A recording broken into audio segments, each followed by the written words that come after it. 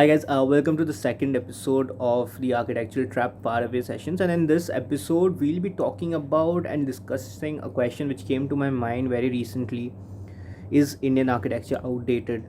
So for this episode, we have three amazing people joining us. We have my friend Pratyay Banerjee, who works towards taking inspiration from origami and putting it into his design, both in terms of the interior of the building and the exterior.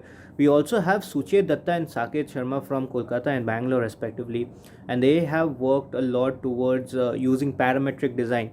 So for all of you guys thinking what is parametric design, whether we should be thinking more about parametric design and what is the future of architecture, and most importantly if that should actually be the present of architecture, let us not waste any time and just get into the episode.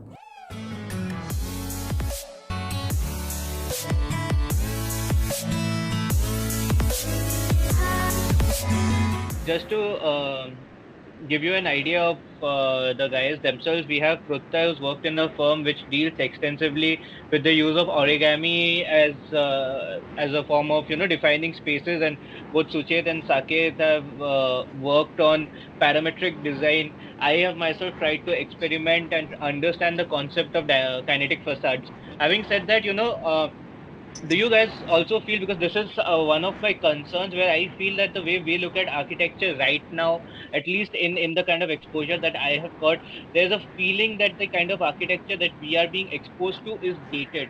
So is that something that you guys have also felt, something that might have come up during the time where you wanted to find out more and get exposed to other new ideas in the field? In every time to time we all feel this way. I mean, the entire point of me shifting to another reality of architecture and focusing more on parametric design was because I, at a point of time when I was in my third year, I started to feel that it's like a point in my life and a point of architecture where I was just getting, I was just facing the monotony that I don't want to you know deal with the same regular rectangular spaces day in day out. And that's where I had to just break out of that idea of going into the this civil mechanics, and I just had to break from that. And that's when I met certain kinds of people. Yeah, these people showed me a different reality, and that's where I understood the dynamics of what virtual world in architecture could be. From there, I don't know about actual spaces, but I discovered that architecture could have been much more than just making buildings. And then that was a point where I started looking at architecture from a virtual point of view, and started looking at how games were manufactured, how game designing was possible in this field, and how all these small tiny details could have been a little more immersive, and how everything could have been made more more complicated, but with us more simpler solutions but complex outputs. You understand what I'm saying? That's where I kind of it was just I was trying to break out of it, and that's where I was Right. just I was just flowing, free flowing at that point of time. Right. And I'll I just don't. cut you. I'll just cut you once and ask you one for people who don't understand parametric design. Can you throw some light as to a dummy's understanding of what parametric design is all about and what it talks about?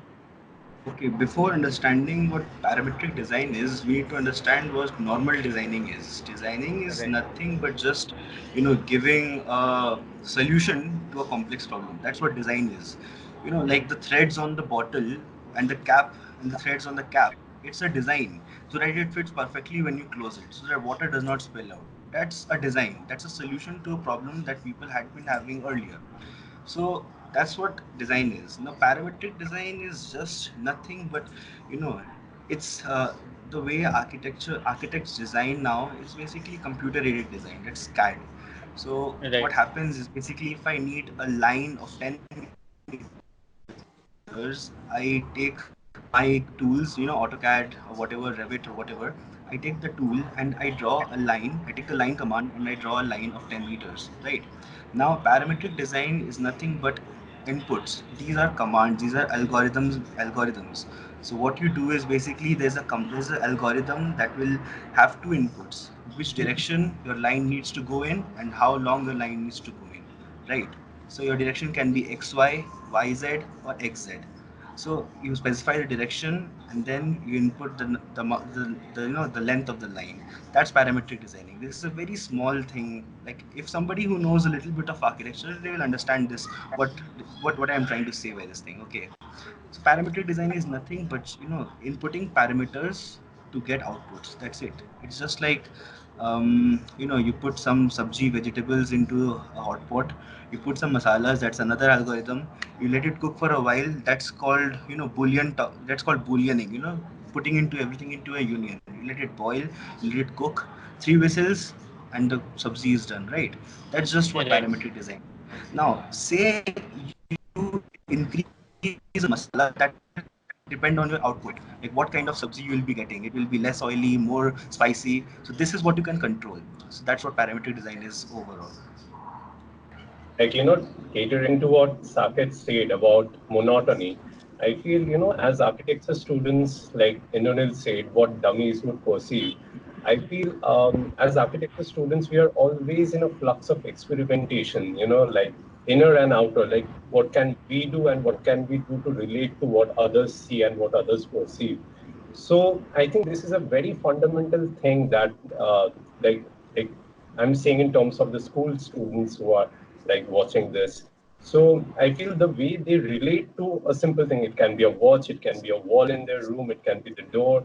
So when it comes to the basic term called designing, I feel it's all about customization, and the very fact, the very idea that things can be customized, I feel this thing needs to be like talked to them or make them understand, because I feel when it comes to designing, I feel it's a very vast, yet it's a very confined field. And as architecture students, since we are always in the flux of experimentation, we are always trying out various things. Like Saket sort of experimented in the parametric design arena, Pratyay sort of experimented in the origami or whatever he said, that arena. So, I feel when these various people sort of, go into these arenas and experiment, these sort of make them understand what is actually for them and what is actually what they can do to make the surrounding better. So I feel this idea needs to be put into the head of the students at the school level. So Yeah, yeah. I'll absolutely And vouch for what yeah, Suchet said. basically, one more thing I would want to point out about architecture is that it's a field where we can actually share a lot of things with other fields. I mean, it's very flexible. When we talk about architecture, we can relate architecture to a number of fields and we can solve problems related to those fields in a creative way through our own creative analysis and our own design, and in order to come up with something for the future generation so as to compensate with the problems they might face. Yeah, so having said that, continuing on one of the things that Suchet said about, the whole avenue of customization, right? So, during the time when I was trying to understand and experiment with kinetic facades, what I felt is, with let's say, today we have mobile phones which are customizable to our needs. We have voice assistants. We have shoes for that matter, which are going to customize to our specific feet sizes and all not. So, do you guys also feel that we are at a position where we also need spaces which should probably be customized to our needs on a daily basis and not something which stays the same from the moment it's built, irrespective of changes in the people who are habiting inside. Like just to give you an example, one question that comes to my mind is that if I make a house and the family who decides to stay there commissions the house and it gets made, right? If the family moves out, is there a need for that house to change, right? Because a second family is moving in effectively into what is a tailor-made solution for a different family or a different use set of users. So is that sense of customization something that we need to look at in terms of architecture as well, and for that matter, are we looking at something like that? Well, this idea which you talked about, I think a little bit of experimentation has again been done in our field. Like we have portable walls right now, and these kind of walls or these kind of like partitions can be moved accordingly to enhance a particular space for a particular purpose or a particular time. So, or we can see pre-engineered modules of buildings, not prefabricated, the pre-engineered ones where the modules can actually change in length and width accordingly if there's something like if there's a need to change it if some other person shift to that place. But it's not been very much thought about in the long run. But what you're saying is that if we consider that, it might be an option. But the thing is that we are, as the clients, as we need to cater to the clients as well. And if the clients the needs or demands of the clients are not met economically, then a lot Right. of people don't go for that option, which is again, I think, is justified on their part. But when we are talking about designing as a sole, yeah, we should not stop those kind of ideas, because at one point of time there will be a need and there will be an understanding for people to actually go and do that. If one person starts like having that in their own neighborhood, then two people will get inspired from that and they'll say, okay, maybe this is something new, maybe this is the new trend or something, because trends are the new thing which people go for, whether it's like justifiable or not. So we follow trends. So if one person goes on, does it, he sets an example for two three people of that particular area to do the same thing, and then it goes on and spreads. So I think it's something which we should think about. But as of now, it's quite like in a standstill, if I may say. Throwing some light to that, I feel that, as Indranil said, that what if a family moves away from like a home after like 40, 50 years to some other place? I feel to some extent like, buildings need to die, just like in a family, the most senior most like member dies and a new one comes up, and that person becomes the face of the family, right? And you cannot like tell the senior most member that you adjust yourself to 2020 even after being born in 1940, right? So I feel buildings need to die and designers of new generations need to build, need to design. So that needs, just like Pratyay said, that portable walls and pre-engineered like elements in buildings. I mean, just imagine if a building was made in 1970, let's say. Can you really, put in some retrofit? The maximum thing you can do over there is like, do some retrofitting and make it look like, okay, this building has been restored. But can you really put some pre-engineered walls over there or do something like that? I mean, there are lots of constraints. So I feel buildings need to die. That's it. I think this is a very subjective topic. What Indranil said, that what happens to a building when the inhabitants move out of it. What happens to a nest when the birds move out of it? What happens to it? That's what that's a very subjective topic. There are very few people who will actually adapt to the new space that they are getting, right? Because when an architect designs a space, it's very targeted to the particular user who might be using it. But then when you look at a residence like in an apartment or a flat, an architect is designing, let's say, 2000 flats for everyone, and everybody just moves in and starts living, like, they just adapt to it. So I think it depends on what kind of user, and everything comes down to this one basic thing, is that the person who is going to live there. So it's a very subjective topic and very difficult to answer question what Lillian threw, that what happens to it. Is it constantly changing? And absolutely, what it's a thing. Trend is a thing, and humans are very much about it. They are all about trends. Everything is about trends right now. Right now, and I think architects should also match up to the trends, and they should also, and that is one of the thing that we do, is that we plan for the future, right? So we Right. don't see a building, but we cannot we cannot anticipate what is the time of the building that it's going to be alive. And that's when the users inhabit the space where they don't feel like it is the place to be. That's the time when the building dies, and that's what I'm watching for Suchet right now. That's when it dies.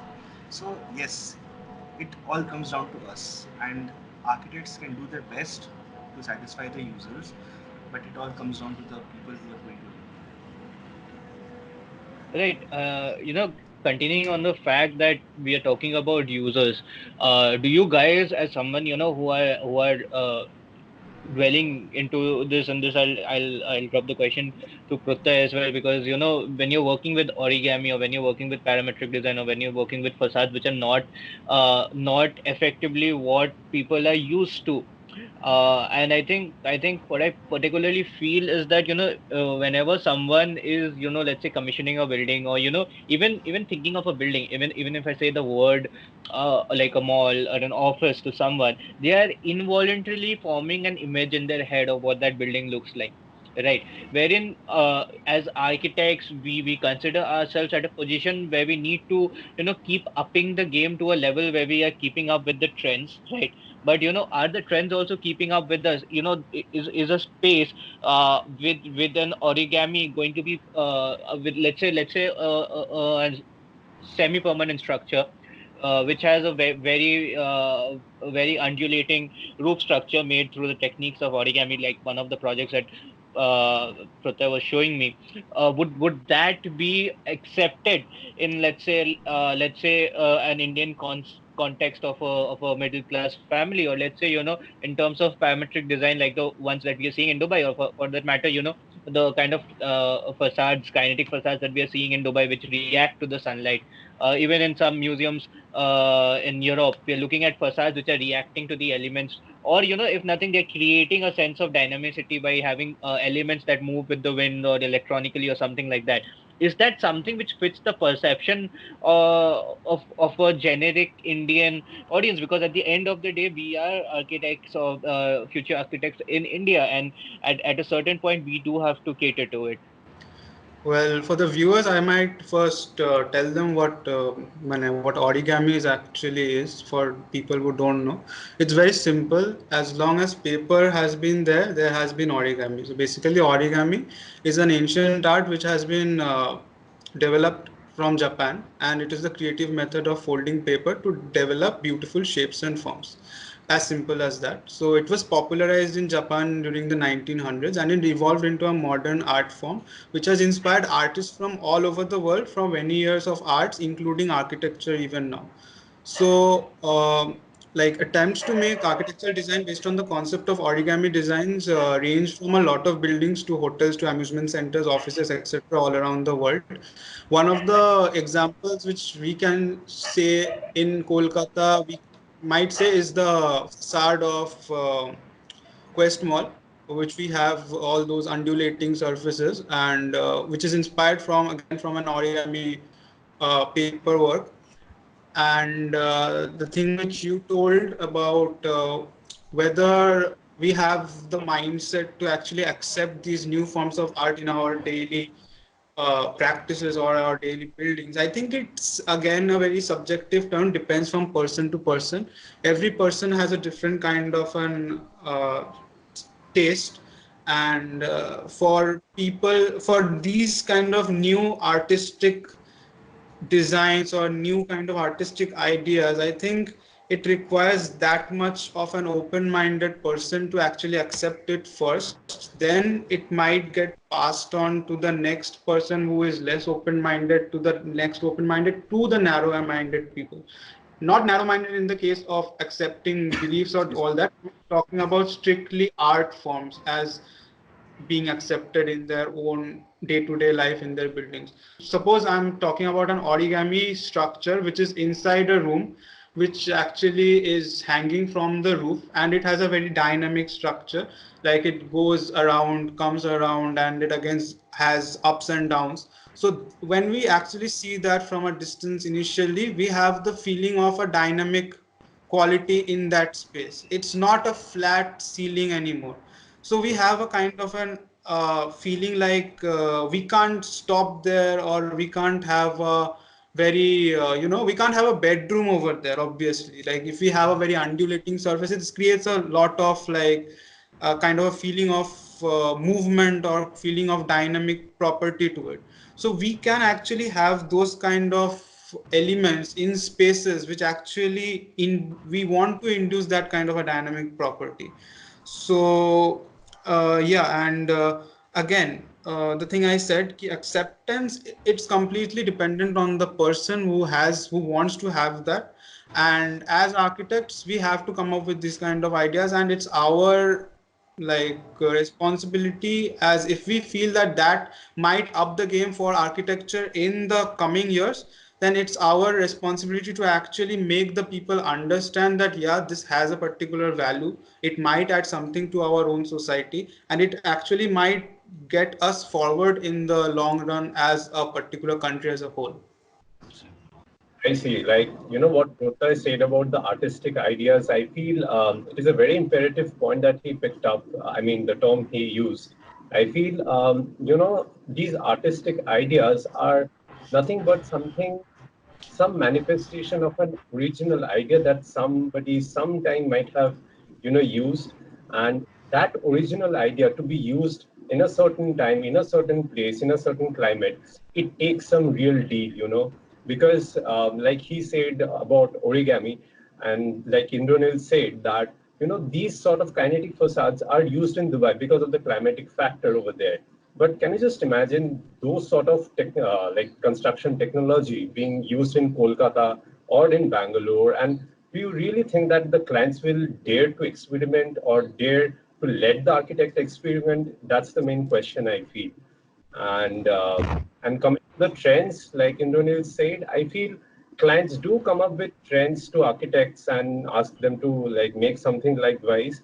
But I feel it's not really their problem, but it's really our problem that we do not reach out to them. We do not educate them that we are trained to experiment, we are trained to design, we are trained to customize, because I feel they're helpless, like just imagine my mom, okay, like what she does is if she likes something, she says, can you make this for me in future? So, she does not come to me and say, can you do something like this for me, like, from her ideas? She does not do that because like nobody taught her since like she was born, So I feel we should like, like go beyond our pressings and, sort of reach out. Yeah. I think what we are lagging is basically people are looking at buildings as the final product. We don't look at them like the clients don't observe the building, like what is the process that led to making a building like that, right? Right. Now the other thing is that like the clients over in I have not worked in Kolkata as much, but right now I'm working the firm that I am working for in Bangalore. Basically the clients come in day out with big photos from different sources, and those are final built buildings, right? They want something like that, right? Exactly like that. They come up with 3D renders and stuff like that, and they don't talk about the kind of space they want to live in. They are not talking about experience, like what is they want, what do they want to do on a full moon night in their living room. How do I create a space that I can live a nice, I want to have a nice family dinner with my family, and then how do I make a space like that, where they don't talk about that. We are more focused on what others have, and that's just what we were talking about earlier, right? Like what a trend is. So, and I think that yes, architects in India are keeping up to what's going around in the world. I mean, there are big star architects who are actually keeping up to a lot of things that have been changing in this ever changing paradigm. There's been a big paradigm shift, if we have noticed. So one batch senior to us we're producing something absolutely different. And look at us, we are talking about parametric design and kinetic facades. So there is a there is a paradigm shift over here going on. But I think architects, yes, they are keeping up to the ever changing thing, ever changing demands of the clients. And clients don't want to experiment, for one, because in India construction is expensive, first of all, more expensive than other countries, if you know. It's very expensive in India. Second thing is, we the second thing is there's a lack of knowledge about architecture, like what we do, how we do. And that's the first thing that clients need to know, that we can do this. What Suchet was saying, that yes, we are trained to do these kinds of experiment, and these experiments all of a sudden go bizarre. Shit, they were disconnected.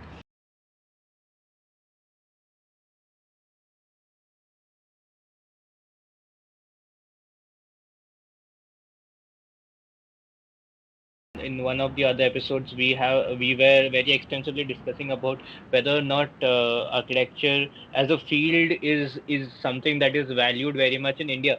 But having said that, to end this conversation on a note of thought, what what are those two buildings of yours that you look up to in terms of as inspiration in the field that you're operating in, and do you think that building, if it is not present in India, will be suitable for the Indian context right now? Um, that's a Question. Well, that's uh, a difficult question. I have all the buildings I know floating through my mind right now. Like it's Right. flushing, exactly. it's flooding into my brain right now. I mean, Right. I would not specify certain buildings, but I would specify an architect whom I really look up to. And it's not really a building which can like really make a difference. I feel it's an architect's mind which really makes a difference Absolutely. in a certain area or a True. country or something like that, because, and that architect is no one but Louis Icahn, because I feel he has that power or he has that mind to sort of change the architectural quality of a certain country itself. Because ever since he built that the government building in Dhaka in Bangladesh, I feel Right. if I mean the architects know that the inherent architectural quality of Bangladesh is much, much, much richer than like most of the countries in the world, because that's the quality of architecture being practiced over there. So I feel it's the architect's mind that matters, and I really look up to that instead of the buildings that they build. If I have to point out an architect right now, I would say it is someone that I really look up to, especially, and I've been looking up to this guy for a long time for that matter, is Frank Gehry, in the kind of buildings that he does, right? Not in terms of, whether or not it will be acceptable in a situation like India. It probably won't be acceptable, but in my life, in the way that I think the fact that his building will not be accepted in India is probably the big nudge that we need. It is something that he did with Bilbao, with his museum, where he changed the whole economy of a city through his architecture. Or even the Walt Disney Museum. If you look at these two buildings, having a structure like that in India, is like, in my knowledge, there's nothing similar to it done in India right now. I also look up a lot to the likes of Daniel Libeskind, right? So Right. in terms of the philosophy, you can say that I'm greatly inspired by the movement of deconstructivism, wherein both these architects and some of the other major inspirations for me are from that field. When you talk about Bernard Tschumi or Rem Koolhaas or Zaha Hadid for that matter, right? But especially in terms of what Daniel Libeskind has been doing or is doing, especially his work on the Jewish Museum, right? I feel that maybe a Jewish museum or a Guggenheim by Gary is not something which will be accepted, but I feel that it's high time that we have these buildings, because if nothing else, it's going to spark up a conversation, right? Because I feel that if you love it or you hate it, it means you're not indifferent to it, and I think indifference is the worst enemy of architecture. Absolutely right. So I think that there are two architects that I want to mention who are already doing a lot of work in the Indian subcontinent, who are actually responding to the climate and the clients, and they are maintaining perfect balance from materials to construction to clientele to everything. And that's the first one would be Palinda Kanangara from Sri Lanka. This is an architect who has been working with nothing but very basic forms and constructing buildings with exposed bricks, leaving bricks at the right places, letting the wind come in, and making the entrances private, living rooms private, with perfect, perfect openings in your bedrooms. And not just this, but like how, like I live in Bangalore, and everywhere I see are glass buildings. Like I am sitting in the balcony right now, and every building I see is glass building. People need to understand, and the only thing that can change this paradigm, like this generation that is going on right now, is some star architect just comes down and builds a big IT building made out of absolutely brick and clay. That's gonna, that's a slap to every Hafiz contractor in the country right now. And I and this insanity has to stop. People need to stop making thin long towers made out of glass. It is insanity for India. It's killing architecture in India and everybody who's looking up to it. So I think instead of that, we need more Sanjay Puris. That's my second architect. Sanjay Puri is another architect who's maintaining perfect balance from making good designs, better designs, experimenting with forms, and still maintaining the dignity of a building, responding to Indian climate. And that's something that we need in today's generation. And I urge everyone who is watching this video to not understand why we are learning architecture, understand why we are doing architecture, understand who is, why are we doing architecture for. That's for the users, right? There's no one else that we are doing architecture for. Everybody comes down to you and me. Don't think about a building, what is going to look pretty from outside or not. It's for everyone who is going to inhabit the building. And I think there are architects who are doing very good work, making some good dents into the Indian architecture system, this entire community. And I think it's going to continue, and I think we are changing for the better now. On that note, I think we have discussed a lot about what more than what we are doing and what we plan to do. We have kind of discussed a lot about what India needs to do, and I think we have all come to a common agreement on the fact that A, India needs to be more aware. B, we need to be giving the proper recognition to the people who are trying to make a dent in the whole Absolutely. Indian uh, fabric of architecture, for that matter. Right. And see, I think, we need to spark that conversation, it's high time a conversation happens on whether or not we need architecture. And I think it's also high time that we need more people looking up to architecture and saying that, we need to start experimenting. But having said that, I think that's great. And hopefully, we'll be discussing more ideas in the upcoming episodes of the Architectural Trap Faraway sessions. On that note, So basically, this quarantine period, as much as boring it is, it's very important that we realize that it's very important to stay indoors right now and not be hand in hand causing the spread of this virus. And we just wanted to get out of this world as soon as possible. So anyone watching this, stay at home, be isolated, and you're doing a good job in this world if you are actually doing that.